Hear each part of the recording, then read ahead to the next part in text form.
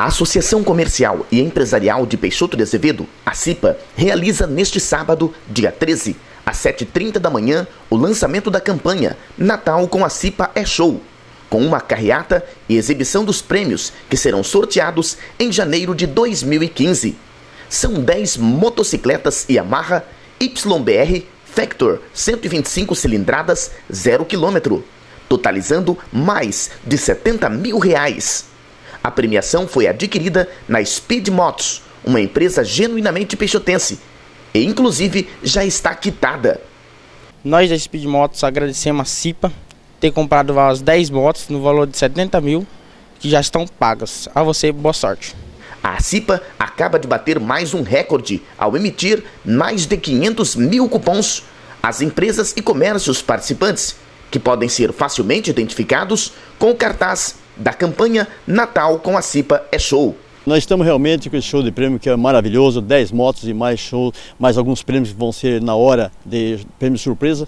E estamos realmente convidando o comércio que venha conosco. A maioria dos comércios já entraram, então com 80% dos comércios já estão conosco, mas ainda está aberto para negociações.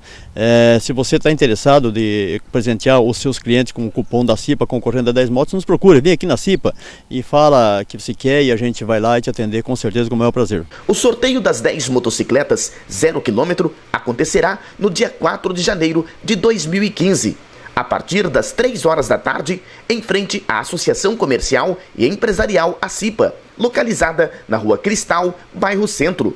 Essa é considerada a maior promoção das associações comerciais da região norte mato-grossense. Nós estamos aí já com mais de meio milhão de cupons já distribuídos entre o comércio de Peixoto e Distrito União do Norte. É mais uma vez mais um recorde nosso aqui da associação. Quero aqui agradecer a todos os comércios que estão participando conosco. Aqueles que não estão participando ainda há tempo, é só nos procurar. Nossa equipe estará visitando o seu comércio. Quero ressaltar aqui também, Eder, que toda a renda desse show de prêmios será revertida também para o nosso projeto de vídeo monitoramento. Ou seja, tudo em prol do social, da segurança pública nossa. São 10 motos 0 km, mais prêmio extra, mais de R$80 mil em premiação sendo distribuído para a população de Peixoto e de toda a região. Esse sábado, às 7h30 da manhã, nós estaremos iniciando a nossa carreata, ou seja, seria o lançamento do nosso show de prêmios, saindo da associação comercial com queima de fogos, controle elétrico, e todas as empresas estarão participando junto conosco dessa grande carreata.